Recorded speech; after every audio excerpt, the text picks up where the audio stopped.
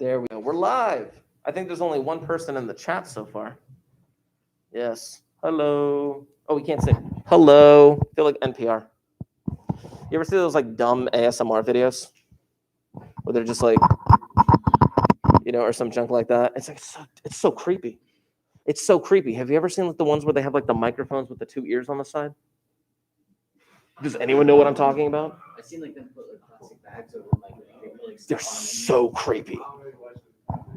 They're so creepy. Like I watched like one, I'm just like done. People like that stuff. Yeah, they do. They have like millions and millions and millions of followers. Anyway, welcome. This is technically the second class. If you missed the first day, then you're out of luck. Go back and look at that first day lesson. Not really a lesson, more of an intro. But here we are in Math of Sports. Now, my objective for today, keep in mind that the curriculum for Math of Sports starts with baseball. It does start with baseball. And that is my intention to start with baseball. Missouri, I hate baseball. Shut up. Okay. Still start with baseball. Now, I'm going to be starting with baseball, but I needed to set something up for later on in the year. And what I'm going to be setting up for later on in the year is going to be fantasy football. Now, unfortunately, because of COVID, because you guys are split up into two different cohorts, because of all of these different reasons wrapped into one, unfortunately, and bear with me, I do have a plan for this, we won't be able to get the draft done until after week 1 of the season. Now, Liston has assured me that if you do the draft after week 1 of the season, that ESPN automatically calculates week 1 victories. You know what I'm saying? So, for example, if you draft a team that's full of people who just went to town in week 1, yeah, you're probably going to win your week 1 matchup then. But you'll have that advantage, I guess, so to speak. But what's going to happen is this. Now, I'm not going to do it exactly right now. I'm going to do this when I have the freedom to do it. But I'm going to take all of my Monday, Wednesday students, which I'm going to have to include the virtual one to make it an even number. And I am going to randomly put them into groups of 2. I'm going to randomly put them into groups of 2. Then I'm going to take each and every single one of you for a Tuesday, Thursday. Wait, no, you're Monday, Wednesday. Crap. Whatever, you're Monday, Wednesday. It applies regardless. So I'll take all of you and the virtual, split you up into groups of 2. Then I will take Tuesday, Thursday, and split them up into groups of 2. And each team will be a team of 2. So I will send the invite to your Barnegat School's email. I will send the invitation through ESPN to your Barnegat School's email. And whoever of the 2 get it accepts the invitation and adds their teammate as the second owner. So each team is going to have 2 owners, except for me. I'll be my own owner. Maybe I'll add my wife for fun, whatever. Then what's going to happen is this. I'm going to send you instructions through Google Classroom. And I'm going to show you, maybe I'll make like a sample of, actually, no, I'll show you a little bit on the computer today. You'll see what I mean. But you are going to create a draft strategy. And you are going to implement that draft strategy on ESPN. You and your teammate are going to have a Google Doc in which you document the reasons for all of these strategies. You're going to document, okay, I wanted to move this up to here. I wanted to do this. I wanted this player for this reason, et cetera, et cetera, et cetera. You're going to document your rationale. Then, as a group of 2, you're going to make decisions for your team throughout the weeks. We need to bench this person. We need to start this person. I need to know why. Tell me why. Put it in the Google Doc.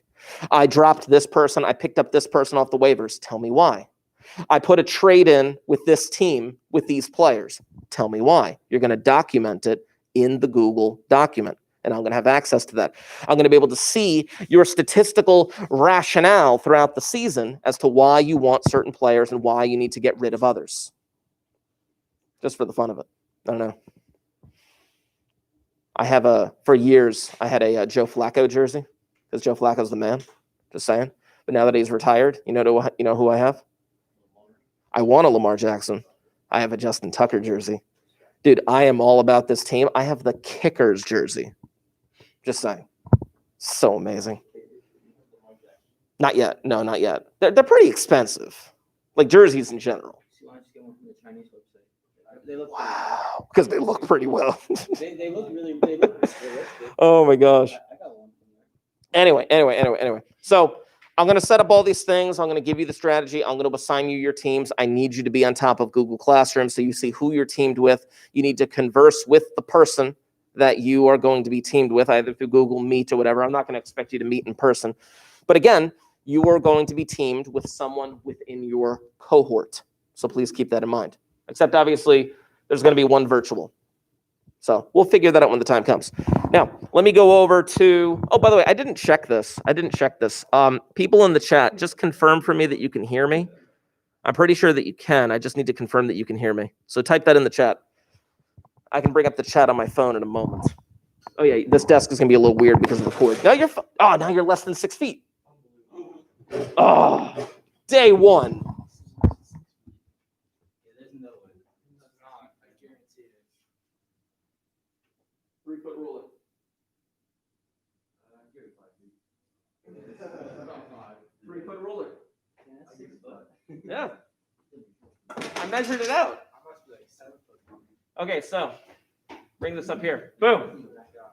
So I'm gonna set, like I said, I'm gonna send up. Oh, you can't see it. Hold on. Let me. There we go. Duplicate. There we go. Now, for those of you in the chat, this is what you can see right now. Shh. Not today, because I'm going to assign them. So like when you send it to us, like this is your partner. Yes. Yes. We get a nice email. Let me specify all of your weird, stupid questions. You ready? Okay.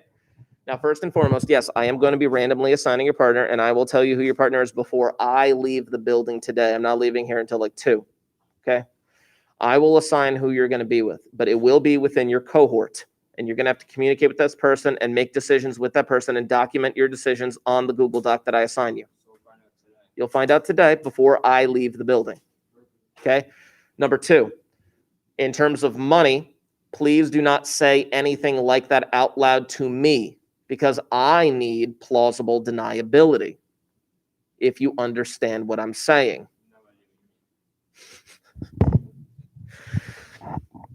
If anything shady or financial were to happen as a result of said league, I need to be not aware of any of it.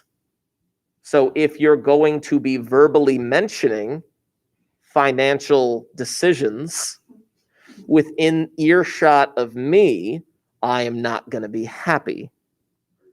Do we understand? Okay. Somebody give him like a distance slap in the head.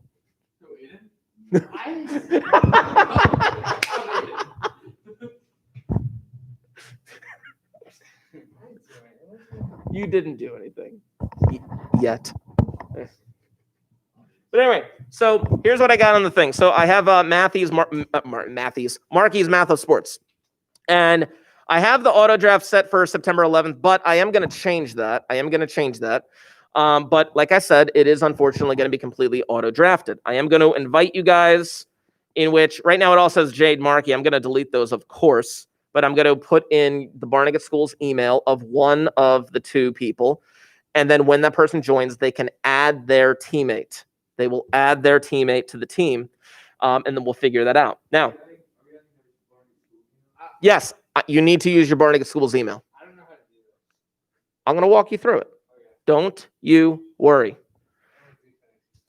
That's okay. I'm going to walk you through this. I understand, but circumstances.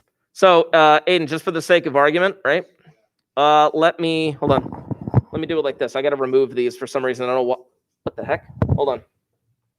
I don't know why those are there, but I'm going to remove this. There we go. Remove. There we go. So watch this now. You ready? Now I put in my Barnegat School's email. Okay. And I'm going to send the invite. Boom. There. Success has been sent, right? So I'm going to go to my inbox. It should pop up in a moment. I did it this morning. Yeah. Refresh. Oh, now it's not going to pop up on me?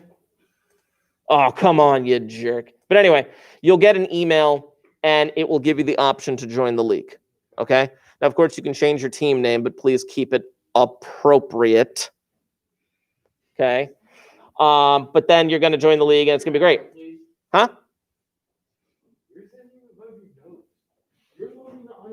Hey guys, let's not argue about this and actually just have them all over our noses like I am. So I'm doing a good example with the masks right there. There we go. That'd be great. So now when you go to the My Team tab on ESPN, you have a thing here that will tell you how much time until the draft. Of course, like I said, I'm going to set it for next week. So it's going to be an auto draft. It's going to be a snake draft. And you can edit your draft strategy. Now, when you edit your draft strategy, again, I know some of you understand football and some of you don't. That's fine. If you get a team where both people don't understand football, you're going to have to get a little crash course on this, okay? But basically, there's two options for editing your draft strategy. You can rank players. Like, for example, I think I want Ezekiel Elliott more than I want Christian McCaffrey, so I'm going to rank him higher or something like that. Again, I'm just doing a silly example for the sake of argument, okay? Now, of course, don't forget to save your draft strategy. Now, you could also obviously do this by, quarterback if you wanted to rearrange it by quarterback or by whatever position. But then you can also do this. You change the rankings based on what you feel is better. I'm ranking this guy higher, I'm ranking this higher, I'm ranking this higher. But then your auto pick strategy, you have a minimum and maximum number of people at each position. But then pick by pick strategy. This is actually really nice, this pick by pick strategy. Like for my first pick, I want the best quarterback. For my second pick, I want the best wide receiver, etc. Keep that in mind. Okay. The best kicker for your first round. That's up to you, dude. That is complete. You don't pick non-scoring players. Yeah. Defense as a whole is a scoring position, but not things like that. Now, if I go to, where is it? League Manager Tools. There it is. Okay, regardless. Now, I'm also going to change the draft order after the teams are put in. After everyone has joined, before the draft, approximately 1 hour before the draft is scheduled to begin, early next week, I am going to randomize the order of the draft. Okay? It's going to be done once. I can do it live on camera if need be. I don't care. But I am going to randomize the order, and that's what it's going to be. It's going to stick to that question. Say again? Yes, football, the first game of the season is actually tomorrow night. Now, as I said, our draft is going to take place after week 1. Unfortunately, there's nothing we can do about that. But I've been assured that ESPN will automatically figure out week 1 for you based on the players that you draft. Yeah, it'll be pretty straightforward. More instructions will be given in Google Classroom as the week goes on. I think the Chiefs and who else? Texans. Yeah. So we'll see what happens. Y'all watch Gridiron Heights? Oh my gosh, if you haven't seen Gridiron Heights, oh my gosh. All right, let's just watch Gridiron Heights. Hold on. You'll see what I mean in a moment. YouTube, no, Gridiron Heights. There's going to be a few videos that I'm going to be showing you today. In regards to what I need to show you. But quality writing makes your schoolwork better. Advertisements. It helps you stand out in the process. Boom. All right, cool. Just for the sake of argument, I'm just going to throw this up here. And again, for the people in the chat, you can hopefully hear stuff because I have the microphones like right here. So anyway, cool. Just watch that. No days off. Oh no, everyone in my small gathering. We overslept. Oh, I had 3 almonds last night. What happened? Oops. I bought a baseball team. Oh, city inspector. He bought a baseball team. Coming in 1 hour. We need to clean up or we can't play. Quick, zero distraction. I'm local miracle Alex Smith. Focus on me. What if Can you all hear that in the back? Stick on the schedule. Damn, change your name. The sponsors care now. we're the Washington football team. Wait, hurry, make a mascot. Jamal, change it to something presentable. And what about player safety? Gridiron Heights has an active volcano. Fine. Oh, gosh. There we go. Get up. Or stay down. I respect you now. Hey, why don't we go turn Gronk back on? But it's that time on Gronk. I'm here to see if the town is too cold. Everything is fine here. Interesting. Introducing our new mascot. We're TV the Team Monster. Okay, so you're gonna play football. It's so funny sometimes. I probably that might work better. That's really loud. Crap. Anyway, but yeah, it's pretty awesome. You should watch that when you get the chance. I know. Just watch it again. Here we go. So I do have a few things here. I'm actually not going to do the Bob Newhart one. There we go.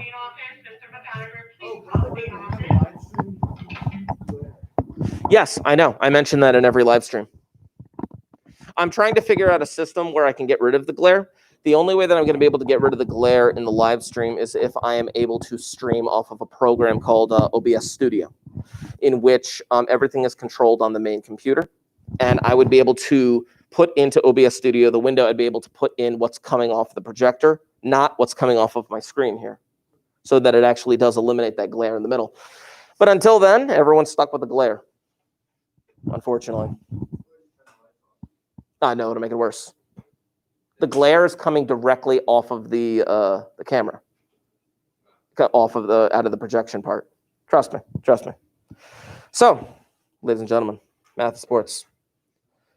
I'm going to be doing some pretty in-depth calculations with you today, but unfortunately, I cannot pass out graphing calculators because they are not going to let us. I have to turn in all my graphing calculators to the library. But all of your Chromebooks have come equipped with a TI-84 calculator app. Yeah, it's fantastic, really. That's what you're going to be using. Now, I am going to be walking you through some of these calculations when the time comes, in which we're going to be comparing a couple of players. We'll deal with that. But first, I wanted to introduce a couple of things in regards to baseball. Now, some people consider themselves very knowledgeable about certain things in the sport, baseball, football, basketball, whatever that may end up being. Some people are not. Like some people are like, I hate baseball. I don't watch baseball. I don't follow baseball. Fine, that's cool. But baseball is still a large part of this curriculum. So I wanted to introduce a couple of things. Now, like I said, I'm going to skip the Bob Newhart one. I'm actually just going to be doing these two. This video is by a student who did a project for some school several years ago. It was okay. I liked it. It did give a pretty good overview as to what baseball was about and whatnot. But then I did want to show this Adam Sandler thing from a stupid movie on Netflix. I don't know if you've ever seen that movie on Netflix. It's really stupid. But this clip about baseball is pretty funny, in my opinion. So, it is. You'll see. So, hopefully I figured out the volume issue. And let's see if this works. I know. Introducing the Mobile Skimmer. So we've partnered with, as well as built out a team of engineers to custom. Skip. October 3rd. Oh, and that was the video. October 3rd, 1951. The New York Giants face off against the Brooklyn Dodgers in the deciding game in a tied series for the National League pennant. Bottom of the ninth inning, down by 2 runs with runners on second and third, 1 out. Bobby Thompson steps up to the plate.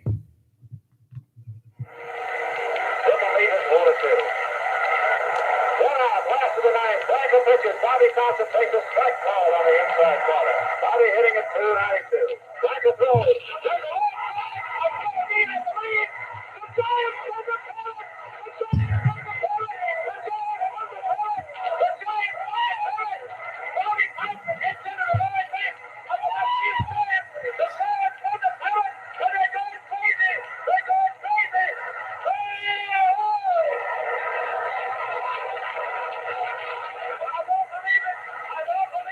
All right, real quick.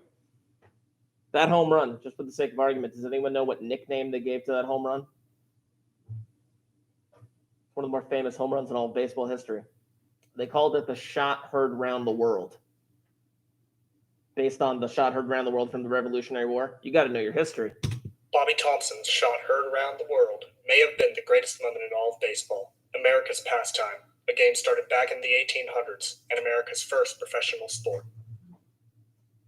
While Abner Doubleday is usually credited with the creation of baseball in 1839, the first rules of baseball were written in 1845 by a New York baseball club, the Knickerbockers. Alexander Cartwright, the author, is commonly referred to as the father Why of is that baseball. funny? May 4th, 1869. The Cincinnati Red Stockings play the first professional baseball game in a 45-9 win over the Great Westerns of Cincinnati. Between 1845 and 1869, players were mainly amateurs who played only in their own city.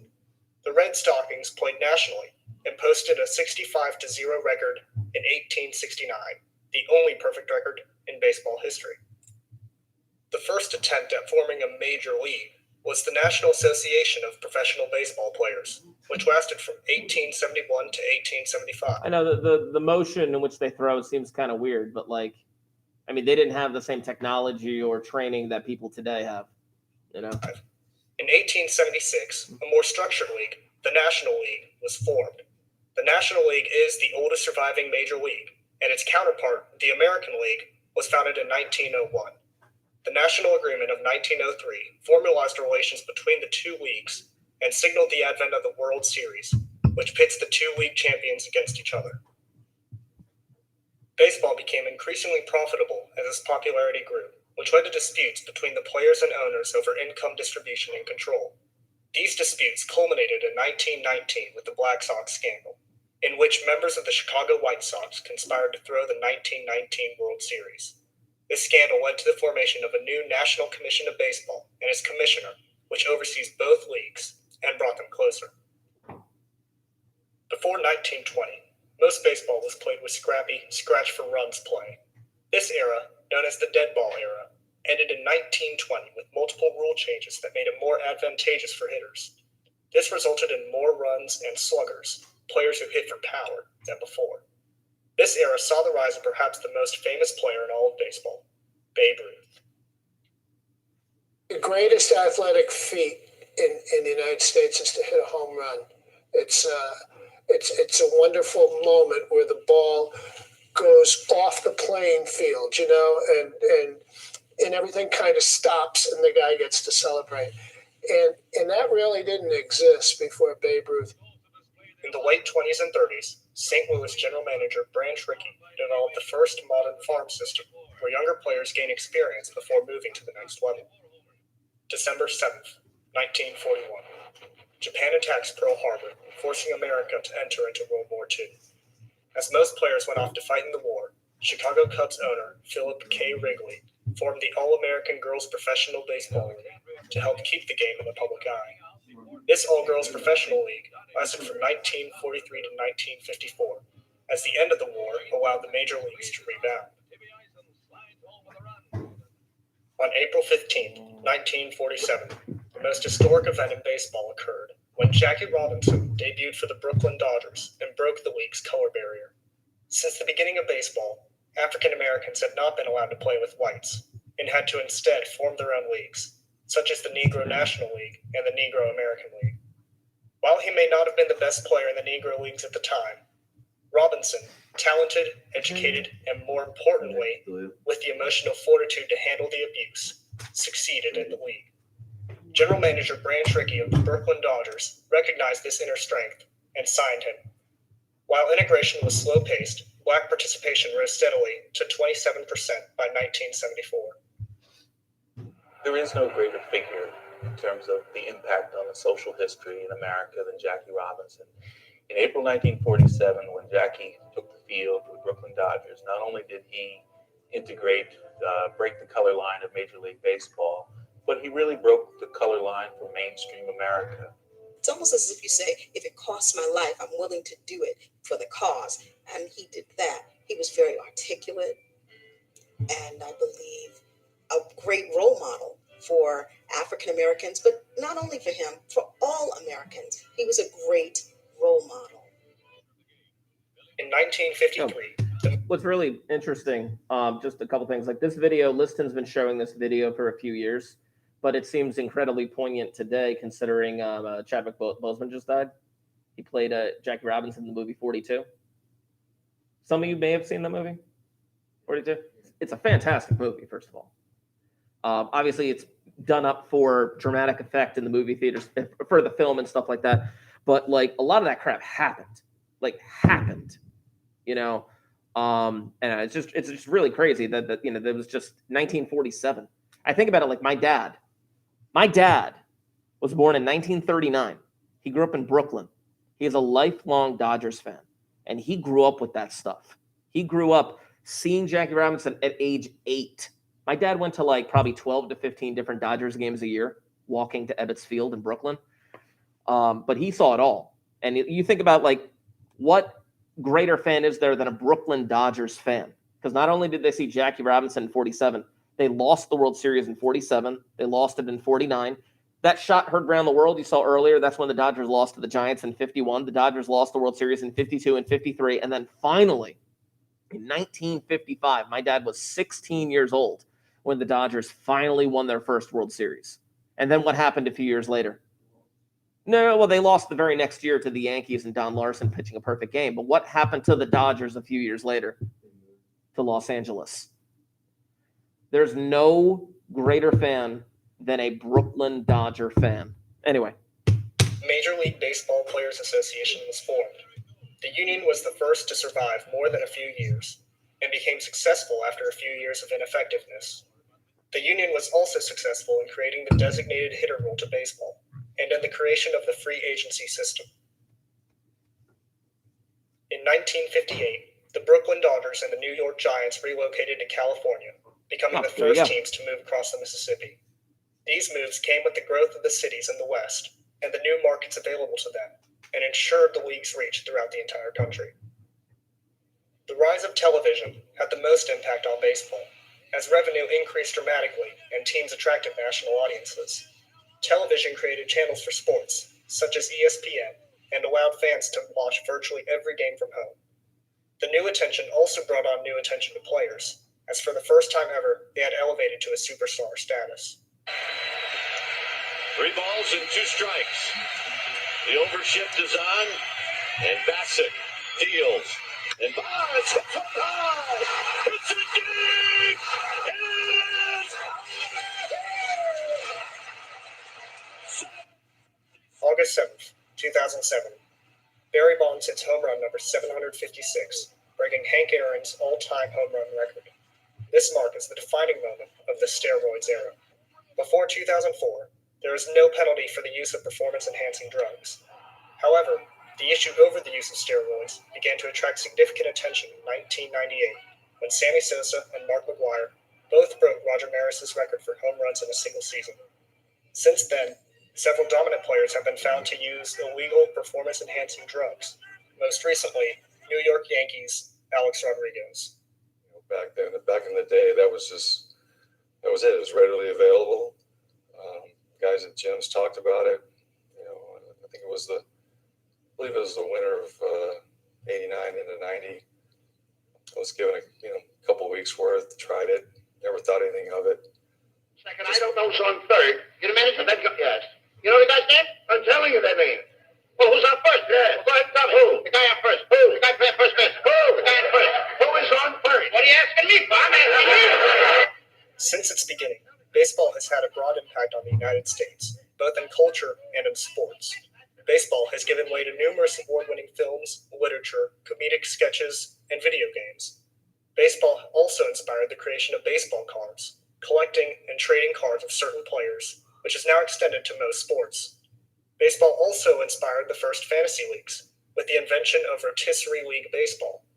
However, the most prominent impact baseball has had on society is the baseball cap, which is now extended to different caps of different designs and logos throughout most of American culture. Today, baseball is played in many countries around the world, with the best competition playing in the major leagues. Currently, the major leagues consist of 30 teams across 2 leagues, the American League and the National League, with 15 teams in each. Teams play 162 games throughout the year, and the MLB, or Major League Baseball, brings in a yearly revenue of around $7 billion, with the average salary of a single player being around $2.5 million. The impact baseball has had on America is immense to an extent that no other sport can hope to achieve. Baseball has given America a profound influence in everyday society. Baseball's rich history encapsulates all of what is important to America. Many common everyday expressions come from baseball, such as 3 strikes and you're out, that one threw me a curveball, or he hit a home run with that one. Who doesn't know the words to Take Me Out to the Ball Game? Even non-baseball fans know the lyrics. Baseball is America's pastime. As the great American poet Walt Whitman once said, I see great things in baseball. It's our game, the American game. Fun fact about Take Me Out to the Ball Game. I'm sure you've all heard that multiple times in your life. Is that fair? You've never heard Take Me Out to the Ball Game. Cool. The guy who wrote it, at the time he wrote it, had never been to a baseball game. Yeah, fact. He was on the train, and he was passing a stadium, and he just thought about it, and he wrote it on the train ride. Crazy. So that's like one version, obviously, of like the history of baseball. Here's just another silly take on it. This one's a bit shorter. This is from an Adam Sandler movie from Netflix. Again, the movie is dumb. The movie is crass. The movie does have foul language. For those of you who have had me before as a teacher, you know how much I abstain foul language. You know how much I actually use foul language, which is never. There is some foul language in this video. And I'm just telling you, can we all just be mature for a few minutes and just recognize the fact that, yes, this movie has foul language, but that's not the point of me showing it to you. Yeah, we can be mature about it, right? Welcome, my friends, to the first ever playing of a new sport. A sport of my own devising. Oh. On this field, 2 10-person teams will engage in a battle of... Yes, Keith? Only 18 people here. 2 9-person teams will engage in a battle of strength, speed, and strategy. One team will go out onto the field to play defense, while the other team will take turns hitting this ball with a sticky. What are you going to call this game? What else? Sticky McSchnickens. Now your goal, ball thrower, is to get the ball past me 2 times without my hitting it. Fire when ready. I didn't know you were going to toss it quite so hard, ball thrower. All right. Okay, that's 2 past you. So you're done, right? No, I said 3 times. No, you said 2. I said 3. 3 strikes and I'm out. I know what I said, shortstop. That's your new name. Shortstop, that's right. Now and forever, forever and ever, shortstop. Shortstop, shortstop, shortstop. Yes. All right. 3, you're out. No. Please excuse the interruption. Jake Beauchamp, please report to the library. Jake Beauchamp, please report to the library. No, the ball was too low. In order for it to count as a strike, it has to pass through the strike zone. Strike zone. That's right. You know, if you don't get the ball past me between my knees and my titties, it's not a strike. It's a non-strike. And you've thrown me 4 non-strikes. I can express ticket to first base without my even hitting it. All right, are we ready? That also gets me to first base as well.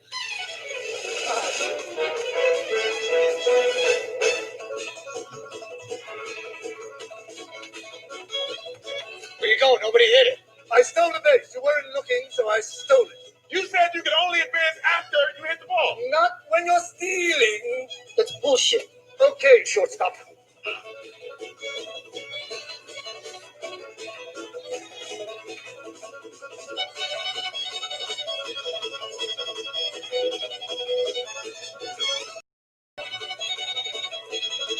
He's moving.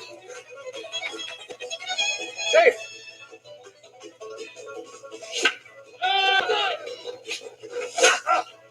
Cool, dang, that was tight. Yes, and tie goes to the runner.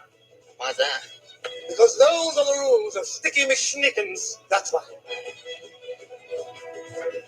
Hey, it's all mine. I've got it. No, you can't run. You cannot run. Infield fly rule. In full effect. Look him up. You're out.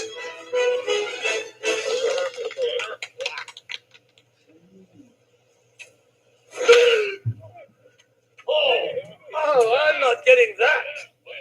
You can just run all the way home. A home runner. I need a cold drink. Let's take a 5-minute stretch and then start the second half. Mr. Doubleday, we're done. But we've only played 9 innings. 9 innings is enough. Tell us about Dad's biggest score. Yeah, that's basically it. It's just a dumb little thing that's just like. No, not at all. Actually, baseball actually started. I mean, around the similar time frame. I'm stuck at the desk. There we go. Baseball started in a similar time frame during the mid 1800s. In fact, there were people who, during the Civil War, they were playing baseball or versions of baseball in between battles when they were just hanging out. Why exactly are we watching this? Louis, were you not paying attention when I explained why we're watching this? Okay. Anyway. I don't know. But anyway, it's a variant on cricket. If you've ever seen cricket being played, cricket is a weird-looking sport. Yeah, it's a weird-looking sport. But baseball, to them, is a weird-looking sport. You know, but they have a lot of similar attributes to it. In cricket, you have a flat bat that you are basically swinging underhanded for the most part. But like games in cricket, like cricket can last forever. Like cricket games might last like multiple days. It's really messed up. Anyway, for those of you sitting at your desks, I passed out to you a piece of paper. For those of you in the chat, in a few moments, I am going to be sharing something to the Google Classroom. I'm going to be adding it here. Now, the objective of this particular worksheet, there we go, boom. I'm going to share that. Who is the better player? Who is the better player? Question mark. Yep, that's exactly how it works. So if you're in the chat in the Google Classroom, you should have gotten a PDF shared that you can open, and this is what I'm referring to. There are two players that we're talking about, Mike Trout and Daniel Murphy. In 2016, both players were considered incredibly valuable to their individual teams. Both were considered in the MVP conversation. I think Mike Trout has more notoriety than Daniel Murphy in general. But well, here are their 2016 statistics. Now, some of these statistics are pretty obvious. For example, if you're looking at G's, just games played, AB is at-bats. How many at-bats, how many times they went up to the plate that particular season. R is runs scored, H is hits, 2B is a double, 3B is a triple, home run's a home run, obviously. But there are some statistics on here that are a little bit like crazy. For example, in the second column, can you guys see, or in the second table, I should say, do you see the thing where it says like IBB? Without looking at the key at the bottom, do you know what IBB is off the top of your heads? I said without looking at the key. Internet, yeah, I think you did say international. Intentional. Yes. It's an intentional walk. IBB is an intentional walk. Now, that may not be obvious to the average person. Let me see if I can bring this up on the screen right here, actually, so you can see what I'm referring to. There we go. Bring that up here. Boom. And I can zoom in right there. Well, it'll fix itself. I know. Imagine if I taught him Algebra 2. Yeah. Anyway, so you can see a lot of these statistics. Some of them are a bit more prevalent, like on ESPN. They typically report some of the more famous ones, RBIs and walks and strikeouts and stuff like that. But they don't typically reference some of these down here, which are pretty messed up. And we'll kind of talk about them. You know, for those of you who have an understanding of baseball, a lot of these statistics are going to be fairly obvious to you, but some of them will not be. For example, like you may have a basic understanding of slugging percentage, or you may have a different understanding of stolen bases or caught stealing or extra base hits and the value behind these. So I ask you a question. Both of these players play the same position. They play in different leagues, but they are both considered very valuable to their teams. If you had to pick one, if you had to pick just one of them to be on your baseball team, why? He says Mike Trout. Which one would you pick and why is my question. But you're saying Mike Trout. Why? Why? I'm being honest. Why is he better? Why is he more valuable to your team? Why? What do you think? He gets on base more. Where's your evidence for that? On base percentage. Let me get the marker here. wanted to mark some of these things up. So you're talking on-base percentage. Now, on-base percentage could be a lot of different things. For example, we saw a video on Barry Bonds. Barry Bonds was like intentionally walked almost every game near the end of his career because they were so afraid of the home run that he would hit. I'm being honest. They were so afraid of the home runs that he would hit because he would hit like home runs like every other game basically, that they intentionally walked him. An intentional walk counts as getting on base. OBP, as you can see at the bottom, on base percentage. Okay, that is one good argument. Okay, what were you going to say? That Mike Trout is pretty much more like people are more afraid of him, so he gets walked more. Okay, let's take a. The BB category. I see what you're saying. Okay, so hold on. Now, there's two different categories for walks that we could talk about, right? This is a grand total of walks, and these are intentional, right here, intentional walks. Now, in terms of intentional walks, they look about even. But, yes, definitely, Mike Trout has way more walks in general. Then they may not be intentional walks, but it means that the pitchers are pitching away from him way more often. They're purposely avoiding the strike zone, hoping that he'll swing at it, which he doesn't, and then he gets on base, to your argument. What else? Ken? What do you mean? There he is. When he gets on base, he's able to advance farther. Absolutely. Advance much farther, either stealing second or third. I'm assuming mainly second base that he's stealing or something like that. These are good arguments. These are arguments backed up by statistical data. What else? Yeah. Runs scored. Now, runs scored is interesting because to have a run scored, either you're hitting a home run, meaning you're batting yourself in, or you are relying on your teammates to hit the ball and get you to score. That run scored is very interesting like that. But as a teammate, let's say I get walked. Mike Trout gets walked. Then he steals second base. Do you guys know what second base and third base are called when you're on the base path? They call it scoring position. They call it scoring position because it's much easier to score from second or third if somebody hits the ball into the outfield. And nobody catches it, of course. So yeah, he's creating, now this is the key, this is the focus of what we're going to be doing today in a few moments.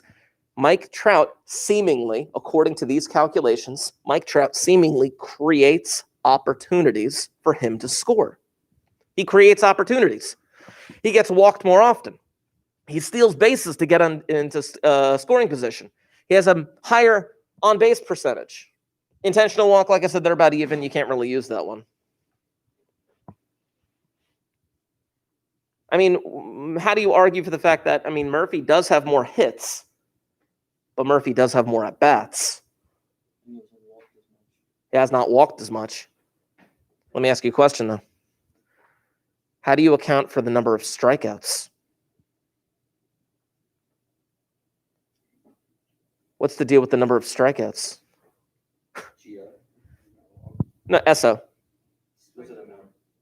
Trout has like more than double. He swings way more often, yeah. Maybe a bit more wildly. Maybe Murphy is a bit more controlled. I don't know. Murphy does have more hits, but Murphy does have more at-bats. They have equal-ish home runs, equal-ish triples, RBIs kind of thing. But there are a lot of things that you can say in terms of, what is OPS? What does it say in your paper for OPS? Yeah, slugging and on-base percentage added together, right? Slugging percentage is based on the extra base hits that you get. Like if you get like a double, triple home run or stuff like that, those are considered adding to your slugging percentage. It is possible to have a slugging percentage over 1,000, which is pretty nuts. But OPS, which is slugging percentage and on-base percentage added together, it is pretty close, but Murphy does have a little bit of an argument, but I see what you guys are saying. If only there was a way. Now, say again? I agree. Now, Trout is more popular, but that doesn't necessarily mean that he's the better player. Just because a player is more popular doesn't mean anything. You know what I'm saying? Yeah. For money-wise, right? Okay, what about winning? Go ahead. Okay, come over here because I got to bring something up on the computer. I got to bring something up on the computer, so fill that out real quick. Let me see here. 2016 MLB season. Let's see the effect. Let's see the effect that they had on the team, or on the team as a whole, because we're talking about valuable. Los Angeles Angels, Mike Trout. Gentlemen, let's keep our heads up. There he is. Look where the Angels finished. Look where the Angels finished. Well, in the division. In the division.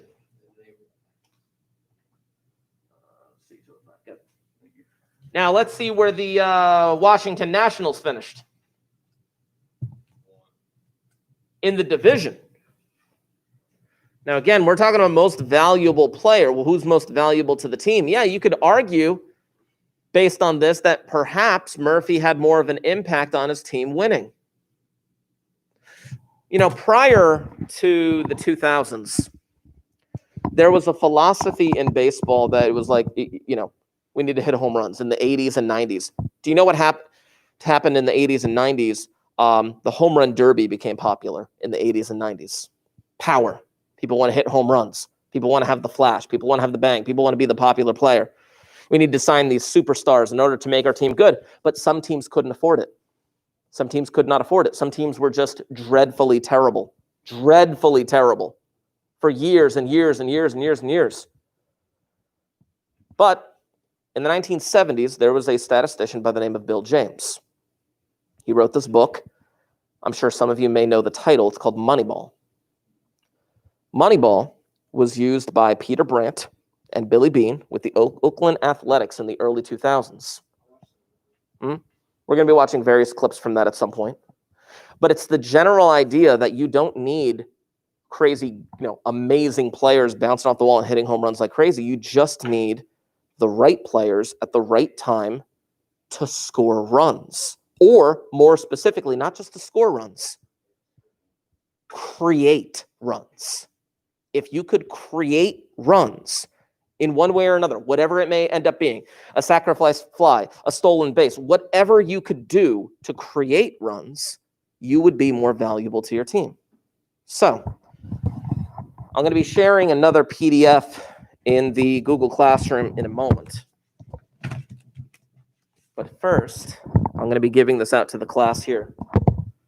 What I'm going to be giving you guys is a couple of formulas that Bill James put together.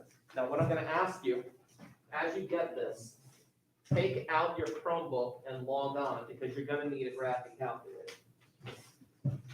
Take out your Chromebook and log on, because you're going to need a graphic calculator.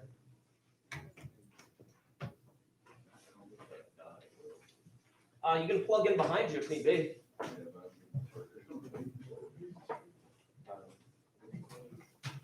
I'm going to share this in the Google Classroom. Let's see here. What's up? Extra? Yeah. Oh, cool. Yes. I'll get away for the guy to come back.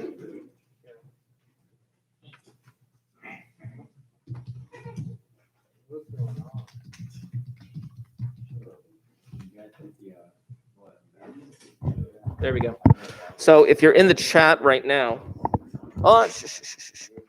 if you're in the chat right now, I just shared the runs created formula PDF with you. And this is what we're looking at. I'll open that up in a minute. But basically, Bill James came up with these formulas. He had two versions. There was a basic version and an advanced formula, and an advanced version. The advanced formula we're going to be focusing on a bit at some point. But let's talk about the basic formula. Now, again, this runs created things just basically like, are you giving your team an opportunity to score runs? Not that you are the one scoring them. Maybe you're hitting the runs in. Maybe it doesn't matter what is going on with it. Now, the basic formula, which I'm going to bring up on the screen in a moment, you can see total bases, parentheses, hits plus walks, divided by at-bats plus walks. Now, this is what we're going to calculate for both these guys. Let's see here. Chappelle. Yeah, he is. I'm going to have you fill out a pass in a moment. I just want to zoom in on these formulas. And we are going to be calculating these using the information that we have on Trout and Murphy. Fill that out.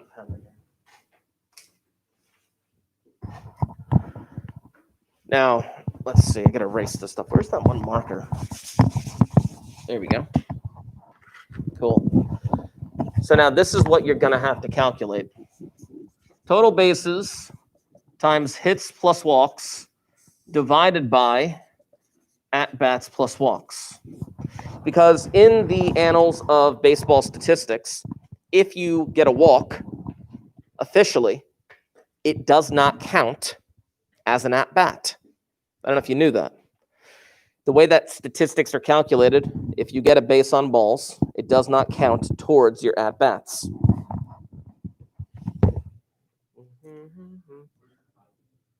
On the Chromebook at the bottom, there should be a little icon, and it should pop right up on your screen. So take a moment right now. Those of you at home, those of you here, calculate out using the basic formula right now, just for now, the basic formula, the runs created by Daniel Murphy and Mike Trout. Let's take some time. Let's knock that out.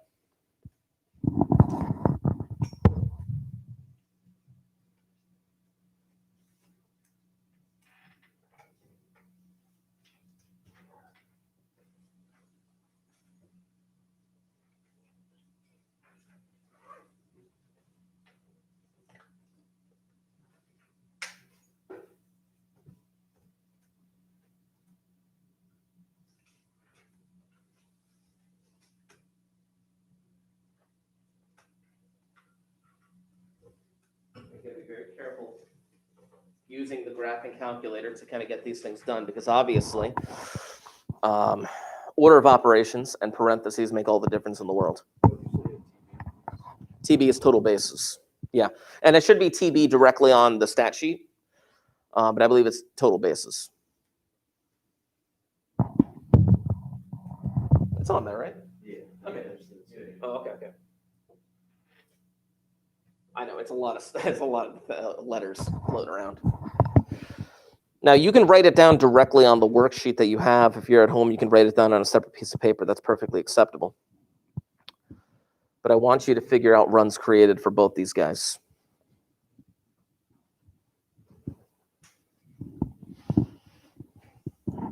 Fun fact while you're doing this, the video mentioned Babe Ruth after the year 1920. What did Babe Ruth do before 1920? Babe Ruth played in Major League Baseball starting in 1915. You didn't know? Babe Ruth was a pitcher. Dude won 3 World Series with the Boston Red Sox. Yeah, in the 1910s, 3 World Series as a pitcher. If he had stayed the rest of his career as a pitcher, he would still be considered one of the best ever. But he switched over to be a hitter when he joined the Yankees. Who in the what now? I don't know. He just did it. I know. We'll see. You got to find a number for both of them? Well, make sure you write it down. Write it down, because here's the thing. I'm going to do it with you guys in a moment on my calculator. But obviously, if people around you have the same numbers, then you might be on the right track. The numbers, I believe, should be either in the 90s or the 100s. Oh. All right, we'll find out. No, I know what it did wrong. Okay. I just did like the normal math, but I just realized. Oh, goodness. Okay. I got you. Let's see what we got here.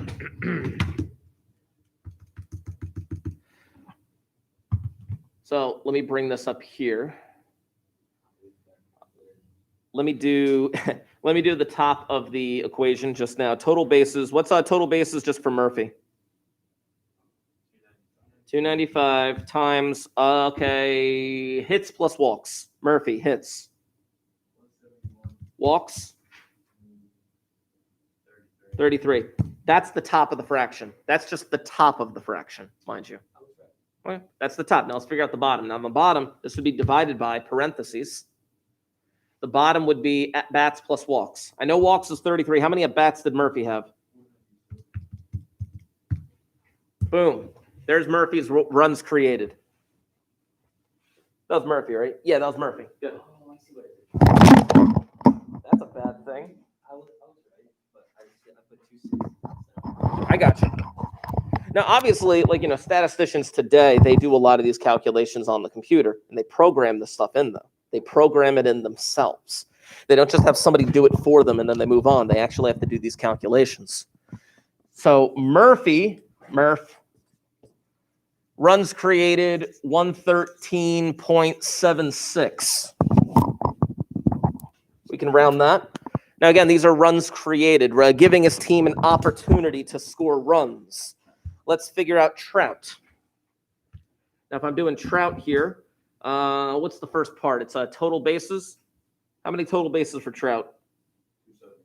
275, parentheses, hits. 153 plus, what is that? Walks. 96. Yeah, he had a lot more, right?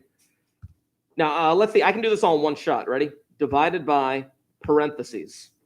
At-bats plus walks. At-bats was 474, and then you had 96 walks.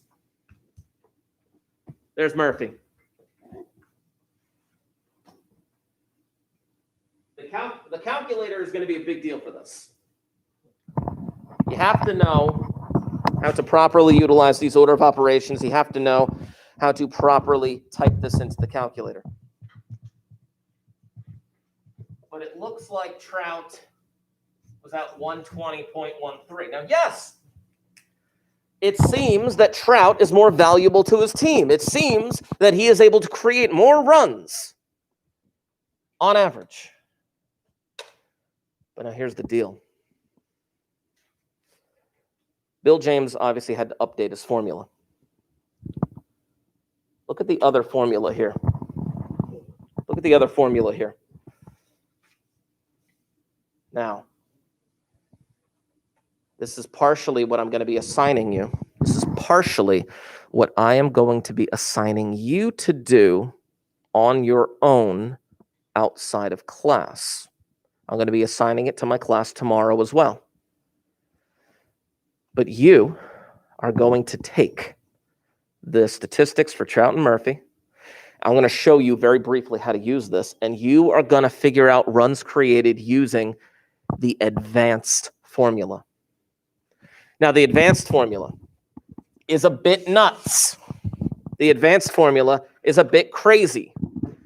Let's look at it. Now, first of all, this little first portion right here, 2.4 times C. Well, what is C? Okay, C is at bats plus walks plus hit by pitch plus sacrifice plus whatever SF is. What is SF? Oh, sacrifice fly, yeah. Plus A, which A is hits plus walks plus hit by pitch. Oh, do you know what GDP is off the top of your head? Ground into a double play? Yeah. Minus caught stealing. Because if you ground into a double play or if you're caught stealing, you are taking away an opportunity for your team to score. Then it goes 3C. Again, there's another C plus B. B is, well, they give each type of hit a multiplier. They give each type of hit a multiplier. Where 1.125 times single, 1.69 times double, 3.02 times triple, 3.73 times home run, plus 0.29 times that calculation, plus 4.492 times this calculation, minus 0.04 times strikeout. Now, on your piece of paper, I need you to underline this portion right here. Singles, 1B, can be represented by that calculation. You're going to have to take the total number of hits, subtract double, subtract triple, subtract home run in order to get that number. This is going to be an intense formula. It is. I guarantee that there are going to be mistakes made along the way. But you do.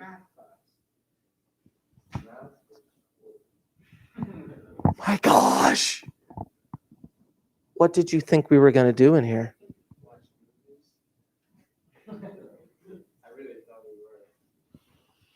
Have you met me?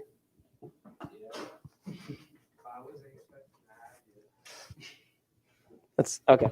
Anyway, total bases. Now, what's really interesting about total bases is they actually do give you the calculation for total bases in the stat sheet, the TB. So you won't actually have to do that. But they did specify how they calculate total bases, which is nice. Only bases attained from hits count towards this total. And then at the very end, you're dividing by 9C, which you should have that C calculation, and then you subtract 0.9C. Here's my suggestion to you. Make yourself a note on the worksheet. Calculate these separately. Calculate separately A, B, and C. Figure out what A, B, and C are before you do anything else. And then on the side, you're going to be like, A equals this number, B equals this number, C equals this number. And then once you have that, you can throw them into the formula. You're going to have to be careful. Now, I'm going to tell you right now, these numbers, as I mentioned, Nick, I said it before, the numbers should be in the 90s or 100s for Trout and Murphy. Well, yeah, you're doing that advanced formula twice. You're doing it once for Murphy, once for Trout. The directions, what I just verbally described to you now, a reminder will be put into Google Classroom as an assignment. You could, but yeah, I actually am going to ask for the work, the written out work that you have. You know what I'm saying? Like, obviously, a lot of these calculations are going to be due in the calculator, but it's helpful if you kind of write out what you need. I don't want a single number. You could easily just like, oh, hey, what'd you get? Okay, cool. And then you submit that. That doesn't help me. And the thing is, I don't care if you nailed it correctly. I don't care if you messed up terribly. I don't. What I want to see is your attempt. This is a classwork assignment, which means it's not graded. I want to see how well you can handle this type of formula. I'm giving you all the tools to get this done. And you have graphing calculators directly on your Chromebooks. That was pretty sweet. I dropped the marker. Ah, Corona. Anyway, so ladies and gentlemen, class ends roughly 9:50. Again, this is your assignment. I will be posting it on Google Classroom. Before I leave the building today, you will know who your fantasy football teammate is. A notebook will be helpful. Yeah. However you want to organize it. Yeah, I'm not going to be looking at your notebooks. I'm not going to be collecting a lot of stuff. I'm going to just basically be giving and kind of leaving it there. Yeah. Anyway, I'm going to sign off. Thank you guys for joining us in the chat. Even though he's